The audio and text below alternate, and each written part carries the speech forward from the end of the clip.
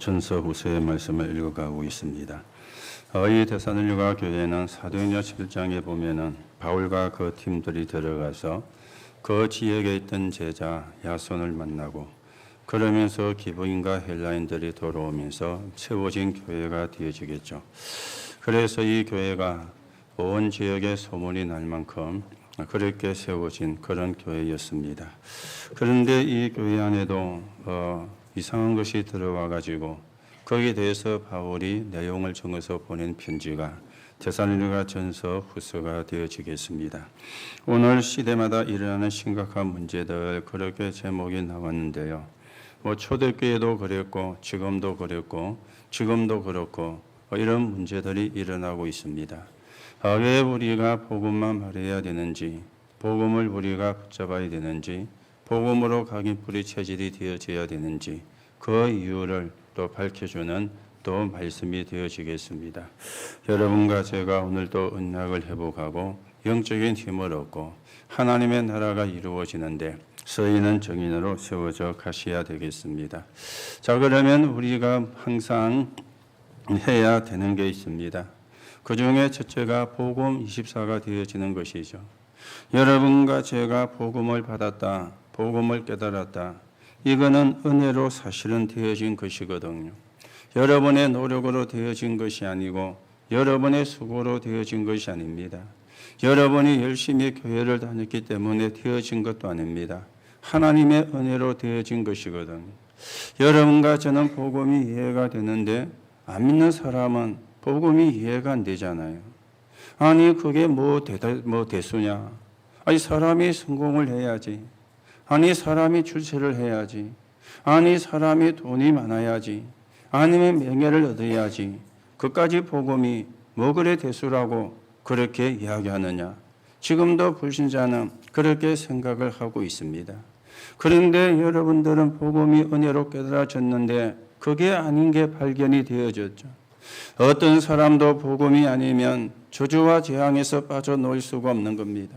지옥 배경에서 벗어날 수가 없는 겁니다. 이게 깨달아진다는 게 은혜잖아요. 그래서 은혜로 복음이 깨달아진 것입니다. 자, 그런데 문제는 복음은 은혜로 깨닫는데 주로 삶을 통해서 못 깨닫는 것입니다. 은혜로 받았기 때문에 삶으로 깨달아 버리면 굉장한 이익이 되어지는데 빌립보 1장 9절에 지극히 선한 것을 분별하라 그렇게 말씀을 했거든요. 여러분과 제가 복음을 받는 순간에 하나님의 자녀로 신분이 바뀌었습니다. 지옥 갈 운명은 해결이 되어진 겁니다. 우리가 하나님의 자녀이기 때문에 천국에 가게 되는 것이죠. 자, 그런데 문제는 내 영적인 신분은 하나님의 자녀로 바뀌었는데 내 삶은 내 틀에 그대로 묶여가 있는 겁니다. 우리가 지옥 갈 운명은 해결이 되었지만은 내 삶 속에서 만들어진 운명이 나를 여전히 지배를 하고 있는 거예요. 이걸 보고 예틀이라 그렇게 이야기하거든요. 오늘도 여러분과 제가 예틀을 바꾸는 그런 하나님의 은혜가 임하는 시간이 되시기를 바라고요. 여러분들이 지난 금요일에도 오신 분들에게 숙제를 드렸는데 여러분들에게도 숙제를 드리겠습니다. 여러분이 집에 가셔가지고 한번 쭉 생각해 보세요. 내 예틀이 어떤 걸까? 생각만 하지 마시고 한번 노트에 적어 보세요. 제출하라고는 안 할 거니까. 남에게 보여주라고도 안 할 테니까 여러분만 보시게. 내 예틀이 뭘까? 한번 여러분이 찾아 적어 보시기 바랍니다. 그런데요, 의외로 많은 예틀을 갖고 있을 겁니다. 더 문제는 내가 그 예틀이라는 운명에 묶여 있는데도 거기에 묶여 있는 줄도 몰라요. 거기에 빠져 있는 줄도 모르는 것이죠. 그래서 내가 원하는 대로, 내 생각대로, 내 기준대로 그렇게 우리가 신앙생활을 하고 있다면 그거는 예틀이 되어지거든요. 우리가 예틀을 바꾸고 새 틀을 갖추어야만이 새 일을 하나님이 행하시는데 이것처럼요 억울한 게 없잖아요. 하나님의 모든 축복을 다 받을 수 있는, 하나님의 모든 응답을 다 받을 수 있는, 하나님이 우리와 영원히 함께 하시는 이 축복을 우리가 받은 사람인데 내 상태는 여전히 예틀에 묶여 있는 거예요. 그걸 보고 운명이라 그러거든요. 이 운명은 지옥 갈 운명을 이야기하는 게 아닙니다. 여러분들이 예수님을 영접하는 순간에 지옥 배경은 끝났어요. 여러분이 예수님을 영접하는 순간에 지옥과는 상관이 없게 된 것입니다. 여러분들이 아무리 예틀에 묶여 있어도 신분이 하나님의 자녀이기 때문에 우리가 천국에는 가게 될 것입니다. 자, 문제는 이 예틀에서, 이 운명에서 내가 못 빠져나오니까 이 땅에서 내가 어렵게 힘들게 사는 거예요. 이게 저런 안타까운 게 없잖아요. 우리가 하나님의 응답을 누리고 하나님의 나라의 축복을 누리다가 하나님께로 우리가 가야 되는데 이 땅에서 실컷 어려움 당하고 살다가 천국 간다. 그것도 사실은 좋은 것이 아니지 않습니까? 그런데 왜 그래 되는가 하면은 예틀에서 못 빠져나오니까, 그 예틀이 만들어준 운명에서 벗어나지를 못하니까 이런 결과가 사실은 나지게 되는 겁니다. 그래서 여러분들이 숙제라고 생각하지 마시고 그걸 여러분이 안 바꾸면은 항상 사단에게 당하거든요. 그 운명을 안 바꾸면은 항상 사단에게 속게 되어지거든. 그래서 한번 기록을 해보세요. 아마 한두 가지가 아닐 겁니다. 지난 주간에 우리가 총회도 하고 그러면서 이제 237 목회자 훈련 일기도 하고 이렇게 이제 주간에 있었죠. 그래서 원래는 237 훈련이 목요일날 12시에 마치게 되어 있는데 금요일날 12시에 마치게 되어 있는 걸 당겨가지고 목요일날 이렇게 영광을 하고 이제 목요일날 저녁에 다 끝내고 이제 돌아오게 된 겁니다. 그러니까 저녁을 먹고 나니 7시가 되어진 거예요. 어떤 분들은 뭐 자고 간다는 사람도 있고 그래서 자고 가는 사람 또 확인도 하고 이렇게 되어졌는데 저는 돌아오기로 하고 전화를 했습니다. 왜냐하면 뭐 제가 없으면 뭐 힘드니까 불편한 게 있으니까 저녁에 이제 내려오는데 또 내가 온다고 전화를 하니까 굉장히 자기는 좋을 거 아닙니까? 왜냐하면 어려운 걸 또 이제 안 해도 되니까. 이래가지고 내려왔는데 내려오면서 제가 계속 생각을 했어요. 내 예틀이 뭘까? 내가 가지고 있는 예틀이 뭘까? 나도 모르고 있는 내 예틀이 어떤 것일까? 이렇게 쭉 생각을 하면서 이렇게 이제 사실은 내려왔거든요. 그래 왔는데 집에까지 잘 들어왔는데 한다는 말이 편지인가 뭔가 왔는데 왔다는 거예요. 그래서 가방을 막 뒤지는데 없는 거예요. 분명히 그렇게 또 월요일 온 걸 내가 어제 온 걸로 오늘 온 걸 착각을 한 건가? 이래가지고 이제 그렇게 하고 있는데 나도 모르게 예틀이 나오는 거죠. 그래서 별로 기분이 안 좋은 거죠. 그것도 못 챙겨놓나. 그게 뭐 그리 어려운 거라고. 그게 뭐 그렇게 힘든 거라고. 그것도 제대로 못 챙겨놓나. 물론 편지가 온 게 중요한 게 아닐 수도 있습니다. 그런데 편지가 온 게 중요한 것일 수도 있잖아요. 그걸 가만히 생각해 보니까 아마 사택에 전화비 고지서가 온 편지 같아요. 제가 추측을 해 보니까. 그런데 그게 중요한 게 아니고 그것도 하나 제대로 못 챙겨놓나. 이런 생각이 드니까 순간 안 그래도 잘 내는 짜증이 또 턱 나오는 거죠. 이래가지고 또 이제 뭐 겨우 이제 잤는데 아침에 일어나서 제가 지교회 가려고 지교회를 이제 못 가니까 자기 보고 대신 가라 그랬는데 제가 왔으니까 제가 지교회를 가야 되잖아요. 지교회 갈 자료를 달라 그랬더니 이걸 또 한 방을 뒤지며 찾는 거예요. 어디 갔지 하면서 그 바인다가 어디 갔지 하면 제가 하는 말이 무슨 바인다가 수십 개나 되나? 아니잖아요. 바인더 해봤자 몇 개밖에 안 되는데 그걸 제자리에 두면은 어제도 우리가 그 렘스 대회에 가서 말씀을 우리가 받는 가운데 여러분이 들으셨던 분도 있고 오늘도 들으시겠죠. 우리 렘넌트들이 제일 먼저 집에 가면 청소부터 해라 집안. 그리고는 선물거는 제자리에 있어. 어제도 메시지 나왔거든요. 그러니까 어저께 찾고 있던 게 더 짜증이 나요. 그래서 좀 이렇게 열이 나가지고 교회로 왔어요. 그냥 교회 없어 이제 제가 또 자료를 찾으면 되니까. 그런데 오고 있는 중에 전화가 온 거리 있죠. 자료를 찾았다고. 그래서 말겠다고 이렇게 왔었는데요. 여러분, 예털. 우리가 사실은 많이 갖고 있거든요. 그런데 우리는 그걸 예털이라고 생각을 안 해요. 어쩌면 당연하다고 생각을 해요. 그리고 그게 맞다고 생각을 해요. 그러니 이게 사실은 많은 문제가 되어지는 거죠. 여러분들이 복음을 은혜로 깨달았기 때문에 이거는 우리가 축복이지만은 이제 우리가 삶으로 깨달으면 굉장한 이익이 되어지고 그래야만 사명으로 바뀌게 되어지는 겁니다. 우리가 사명이라 그러면 전도하기도 하고 여러 가지가 되어지는데 이 복음 이시사십니다. 이게 항상 되어져야 되는 것이죠. 그러면서 기도 24시가 되어져야 되는 겁니다. 아침에 여러분이 눈을 뜨시면 서밋타임을 가지세요. 서밋타임. 그리고 스케줄과 함께 사모늘을요. 이게 기도가 되어지는 거예요. 여러분이 낮에는 현장에서 일어나는 일 만남을 놓고도 쭉 기도하시기 바랍니다. 기도입니다.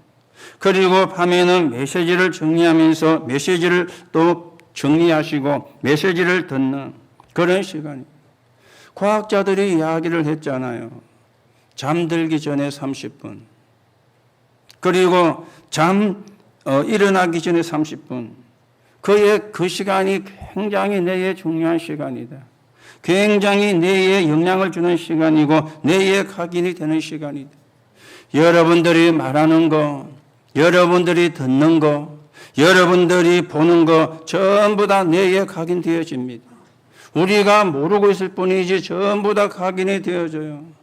그래서 말도 함부로 하면 안 되고요. 그러니까 나도 모르게 뇌에 각인되거든요. 나도 모르게. 여러분이 보는 게 전부 다 뇌에 각인됩니다. 여러분이 듣는 게 전부 다 뇌에 각인되어집니다. 그런데 문제는 뇌에 각인이 되어진 게 영혼까지 각인으로 가는 거예요. 영혼까지 각인이 되어지는 거예요. 그러면 어떻게 되겠습니까? 여러분들이 복음을 말하고 복음을 전하고 여러분들이 찬양을 하고 여러분들이 예수 이름으로 기도하는 게 뇌에 각인되고 영혼에 각인되어진다면 어떻게 되겠습니까? 여러분들이 불평하고 불신앙하고 여러분들이 남의 말이나 하고 여러분들이 내 말이나 하고 그게 뇌에 각인되어졌다. 그게 내 영혼에 각인되어졌다. 또 그러면 어떻게 되겠습니까? 엄청나게 다른 결과를 가져오게 되어지는 것이죠. 그래서 아침에 서밋타임을 낮에 일어나는 모든 일이나 만남을 놓고 기도를 그리고 밤에 자기 전에는 메시지를 정리하시거나 아니면 메시지를 들으면서 잠을 자요. 이게 기도 24시가 되어지는 겁니다. 그러면서 업의 24시가 되어져야 되겠죠. 그 업의 오직입니다. 내가 할 거, 그리고 내가 할 수 있는 거, 나만이 할 수 있는 거, 이게 오직이 되어지는 거죠. 그러면서 유일성입니다. 우리가 하나님이 원하시는 걸 하면은 경쟁이 안 돼요. 다른 사람이 막을 수 없는 응답이 주어지는데 그걸 보고 유일성이라 그렇게 이야기하잖아요. 그러면서 재창조입니다. 다른 사람이 따라올 수 없는. 그래서 영향을 주는. 이게 싸우지 않고 이기는 길이 되어지거든요. 항상 해야 되는 겁니다. 복음 24, 기도 24, 업의 24입니다. 그렇죠? 업의 24. 이게 항상 되어져야 돼요. 오늘도 여러분들이 언약을 바르게 회복하고 이 축복을 바르게 누리고 이 응답을 바르게 누리는 그런 신앙의 사람으로 여러분과 제가 세워져 가셔야 되겠습니다. 자, 오늘 우리가 시대마다 일어나는 심각한 문제들이라 그랬는데요. 지금 이 시대도 일어나고 있거든요. 오늘 여러분들이 첫 번째로 생각을 하셔야 되겠습니다. 내가 기도 대상자. 내가 어떤 사람의 기도 대상자일까? 또 내가 누구를 위해서 기도하는 사람일까? 이거는 사실은 굉장히 중요한 것이 되어지는 것이죠. 그래서 누군가의 간절한 기도 대상자는 굉장히 축복된 사람이 되어지는 겁니다. 사도행전 2장 41절 42절에 보니까 제자들의 기도의 대상자. 그날의 제자의 수가 3,000이나 사도의 가르침을 받아 떡을 떼며 서로 교제하며 기도하기를 전혀 힘쓰더라. 그렇게 말씀을 했습니다. 사도들의 기도의 대상자가 된 자는 가장 축복된 사람이 되어지는 것이죠. 요한일서 1장 2절에 사랑하는 자여 내 영혼이 잘된 같이 내가 범사에 잘되고 강건하기를 원하노라. 요한이 가이오에게 한 이야기가 되어지는 것. 이 요한이 가이오를 놓고 늘 기도하고 있었다는 말이 되어지는데 목회자의 기도 대상자였죠. 이 사도 요한이 가이오를 놓고 늘 기도하는 가운데 이 가이오가 어떤 응답을 받았는가 하면은 온 교회의 식주인이 되어질 정도로 이 응답을 받은 사람이 가이오였습니다. 목회자의 기도 속에 있는 목회자의 기도 대상자가 되는 사람이었죠. 사도행전 9장 36절 43절에 보면은 전도자의 기도 대상자는 가장 축복된 사람이 되어지는 겁니다. 이 사도행전 9장에 나오는 사람이 다비다라는 사람이었잖아요. 이 사람이 겉옷과 속옷을 만들어서 구제를 하면서 복음을 전하는 여제자라 그랬는데 병이 들어 죽은 것입니다. 그런데 때마침 베드로가 요바에 머물고 있었어요. 이걸 알고 있는 사람들이 요바에 있는 베드로를 불러가지고 이 베드로가 와서 다비다를 일으키니 이 다비다가 살아나게 되어진 겁니다.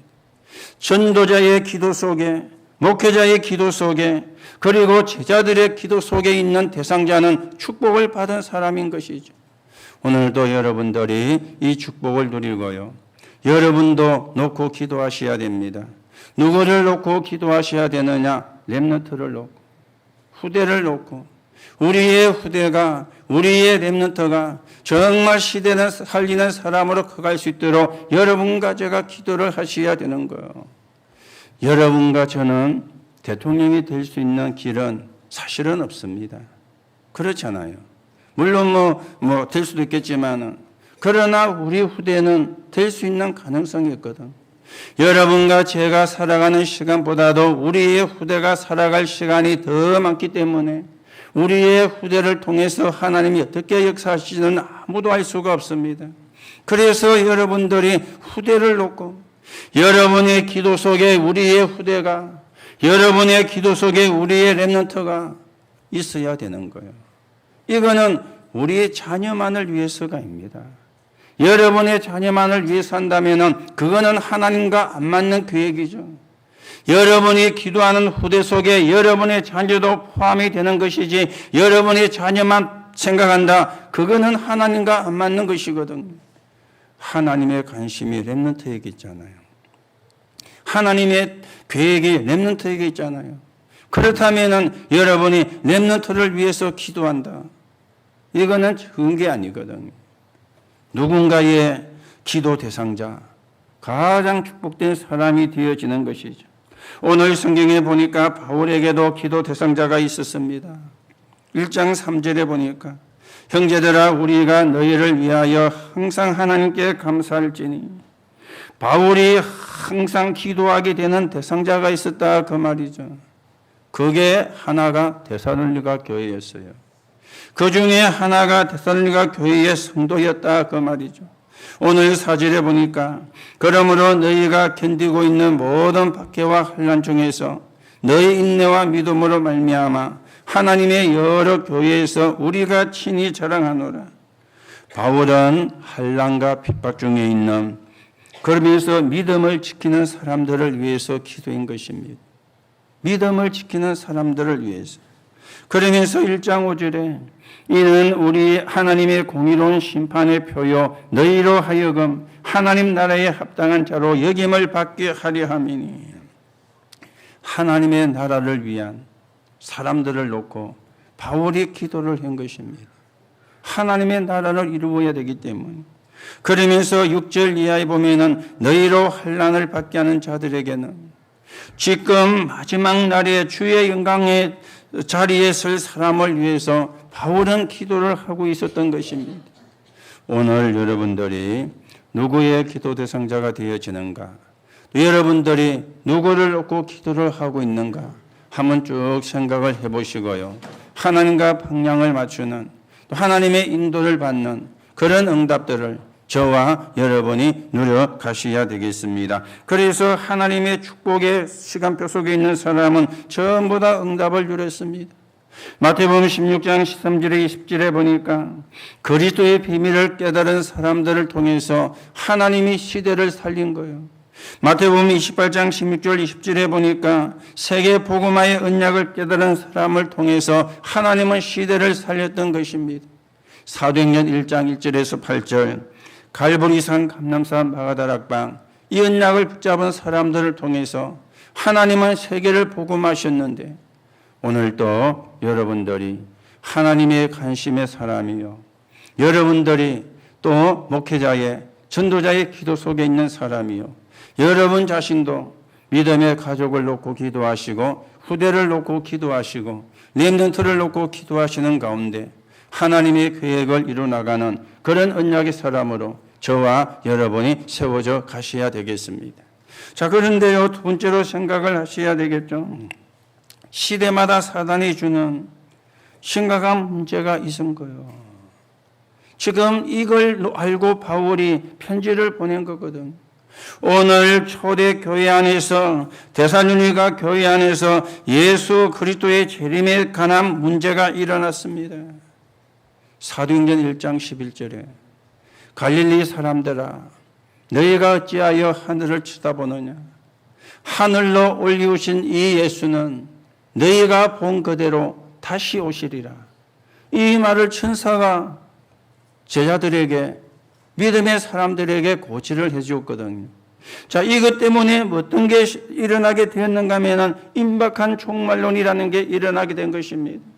너희가 본 그대로 다시 올 것이라 그랬으니까 예수님의 재림이 금방 되어진다. 즉 임박한 종말론이 나온 거예요.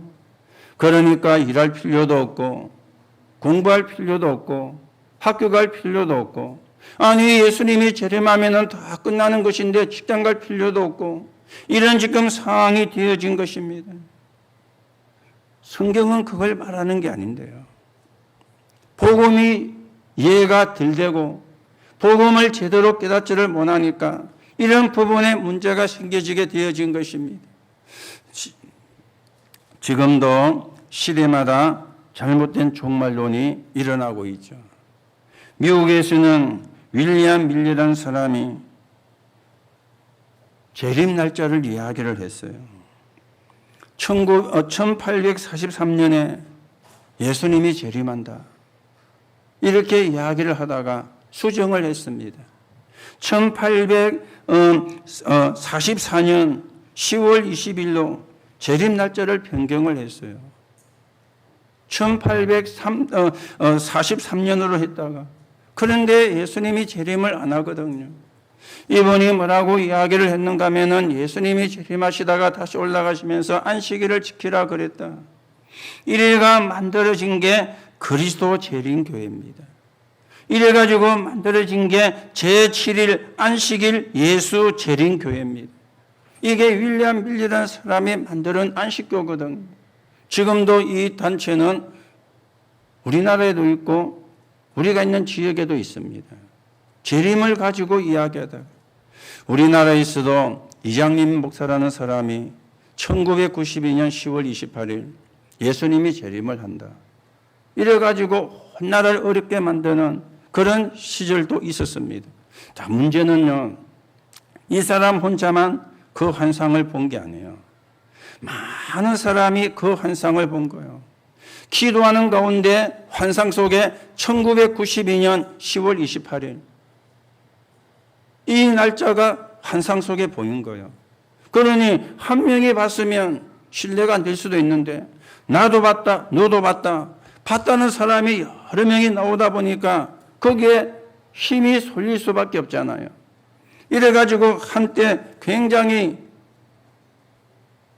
안 좋은 영향을 주는 이게 이장님이라는 사람이 만든 다미 선교회가 만든 예수님의 재림에 대한 이야기였습니다. 오늘 여러분이 잘 생각을 하셔야 됩니다. 우리는 올바른 재림관 가져야 되는데 올바른 재림관은 어떤 것입니까? 어떤 환난이 와도 하나님의 자녀는 승리한다. 이게 올바른 재림관이에요. 이 성경의 약속을 믿는 믿음이 올바른 재림관이 되어지는 겁니다. 어떤 어려움이 와도 어떤 환난이 와도 성도는 승리한다고 성경은 분명히 말씀하고 있잖아요. 이걸 우리가 붙잡아야 되거든요. 그리고 우리의 재림신앙은 두려움이 아니라 소망입니다. 이게 올바른 재림신앙이에요. 그렇죠? 안 그렇습니까? 아니, 밖에 나가 있던 자식이 집에 온다는데 그게 두려우면은 그 부모는 이상한 부모 아닙니까? 아니, 밖에 일하러 나가 있는 남편이 집으로 돌아온다는데 그게 걱정이 되면은 이상한 부인 아닙니까? 그렇잖아요. 아니, 반가워해야 되고 기뻐해야 되지, 감사해야 되지, 그게 두렵다. 그러면 그거는 뭔가가 문제를 가지고 있거나 뭔가가 말할 수 없는 그런 치명적인 일을 벌였거나 그러니까 두려운 것이잖아요. 우리가 가져야 되는 재림신앙은 두려움이 아니라 소망이요. 이걸 여러분이 분명히 붙잡아야 돼요. 우리는 죽는 게 아니고 천국으로 이사를 가는 겁니다. 그렇죠? 천국으로 이사를 가는 거예요. 여러분과 제가 이 땅에 산 동안에 하나님의 나라를 이루는 삶을 살다가 어느 날 하나님이 우리를 부르시면은 천국에 가는데 천국으로 이사를 가는 거예요. 이게 우리가 믿는 믿음이고 성경이 말하는 믿음이고요. 그래서 올바른 재림신앙은 두려움이 아닌 소망이 되어지는 거예요. 오늘 바울이 편지를 보내면서 이걸 이야기를 하고 있는 겁니다. 여러분들이 왜 복음을 바르게 붙잡아야 되는가? 그 답이 여기 나옵니다. 복음을 바르게 붙잡지를 못하면 사람의 소리에 흔들리는 것 있죠. 사람의 말에 흔들리는 것 있죠. 그리고 사단을 통해서 역사했던 그 역사에 흔들리게 되어지는 겁니다. 오늘도 여러분들이 복음을 바르게 붙잡고 언약을 바르게 붙잡고 하나님의 인도를 받는 그런 시간이 되셔야 되겠습니다. 그런가 하면은 복음이 아닌 종교를 가지고 막 이렇게 속입니다. 신비주의, 그리고 율법주의, 그리고 인본주의. 이거는 복음이 아닌 종교가 되어지거든요. 신비가 뭡니까? 능력. 율법주의가 뭡니까? 행위. 인본주의가 뭡니까? 사람 중심. 우리가 사람을 무시하면 안 되지만은 사람 중심이 되면 안 되잖아요.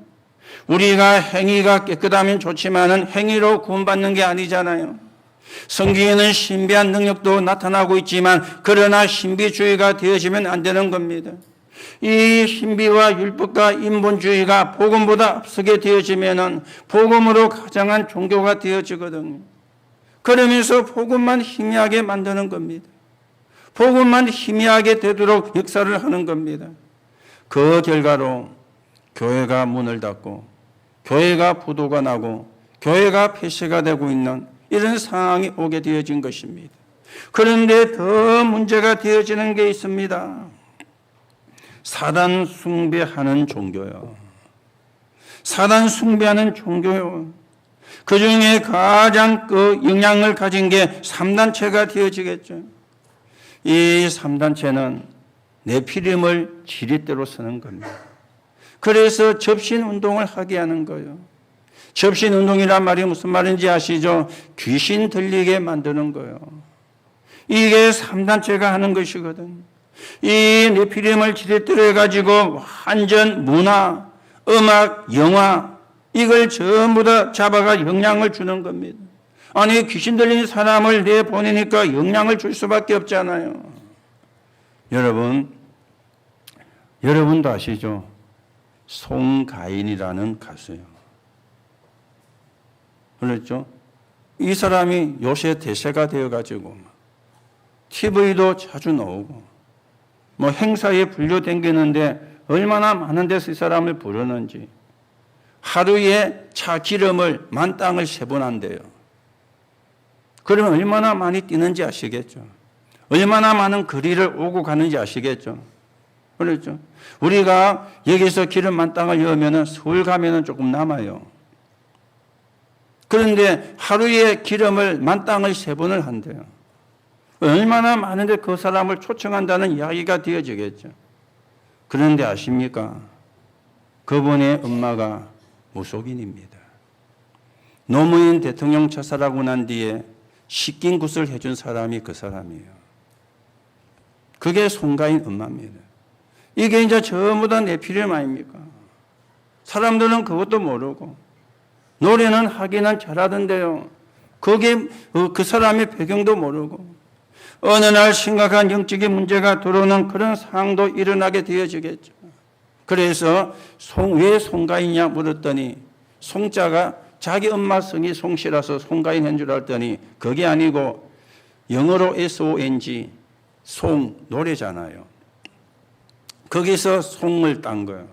그리고 가짜는 노래 잘하는 이는 인기 있는 가수. 그래서 송가인이라 이름을 붙였대요. 물론 그래 붙였거나 이래 붙였거나 그건 예명이니까 상관없는데요. 이 완전 네피림이 문화를 장악했습니다.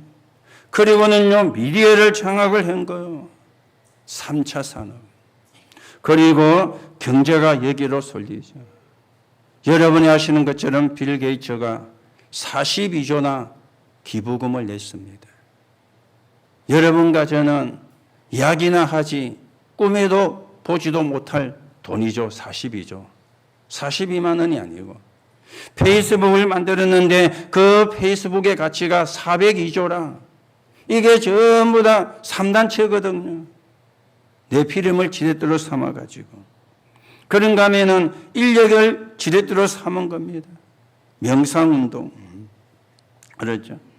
교인들은 기도도 잘 못하고 있는데 명상운동을 해가지고 완전히 영향을 주고 초능력, 기운동 이래가지고 장악에 들어오는 겁니다. 그러면서 특수 레버리지를 삼았는데 그게 뭡니까? 학교였잖아요.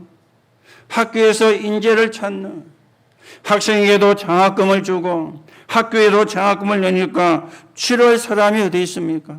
인재 레버리지를 찾는데 이게 사단 숭배하는 종교인데 거기에 대표적인 게 3단체가 되어지는 겁니다. 시대마다 일어나고 있는 심각한 문제가 되어지는 것이죠. 왜 우리가 복음을 붙잡아야 되는지, 왜 우리가 복음으로 오직이 되어져야 되는지 여러분이 분명하게 이유를 붙잡으시고요. 여러분과 제가 복음으로 힘해지는 날 여러분과 저는 실패하게 됩니다. 여러분과 제가 복음으로 힘해지는 날 나도 모르게 사단에게 지게 되어지는 겁니다. 교회가 복음을 말하지 않는 교회가 되어지는 순간에 교회는 문을 닫게 되는 결과가 오게 되어지는 겁니다. 이걸 여러분이 잘 아셔야 돼요. 복음을 은혜로 받았기 때문에 복음의 가치를 잘 모르잖아요. 복음을 공짜로 받았다 보니까 복음의 가치를 잘 모르는데 그 복음의 가치를 잘 모르는 게 이게 나중에 심각한 문제가 되어져 들어오는 엄청나게 무서운 결과를 낳는 이런 일들이 일어나게 되어지는 겁니다. 아무리 시대마다 심각한 문제가 일어나도 여러분이 언약이 분명하면은 이깁니다. 맞습니까? 여러분이 복음이 분명하면은 이깁니다. 그래서 우리가 복음이에요. 여러분에게 복음이 각인뿔이 체질되어야 된다는 이유가 여기에 있습니다. 안 그러고는 이걸 이길 수가 없는 거예요. 이걸 막아낼 수가 없는 것입니다. 오늘도 은혜로 받은 복음 여러분의 것이 되시고 여러분의 것으로 만드시고 그 언약을 붙잡고 기도하는 가운데 하나님이 주시는 힘을 회복하시고 하나님의 나라가 이루어지는데 서 있는 증인으로 저와 여러분이 서가게 되기를 예수님의 이름으로 축복합니다. 그렇다면 우리가 영안을 뜻해야 되겠죠. 어떤 영안을 우리가 뜻해야 되겠습니까?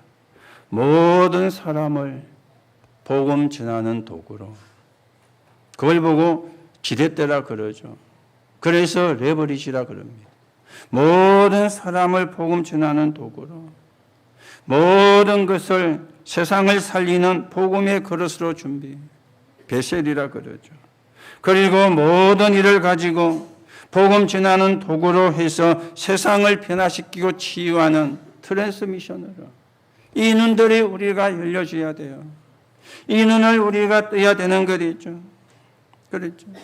우리는 사람을 변화시키고 사람을 치유하는 그런 사람으로 서야 되는데 남의 말이나 하고 남 비난이나 하고 다른 사람 시기나 하고 다른 사람 질투나 하고 지금 3단체는 완전 문화로 미디어로 거기에 경제가 쏠려가지고 교회가 엄두도 못 내는 신자가 엄두도 못 내는 그런 일들을 하고 있는데 우리는 한다는 게 남의 말이나 하고 있습니다. 시기나 하고 비난이나 하고 질투나 하고 그러니 상대가 안 되는 거예요.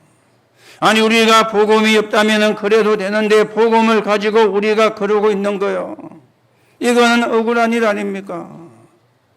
그래서 여러분들이 아까도 말씀드린 것처럼 예틀을 깨야 돼요. 운명을 바꿔야 됩니다.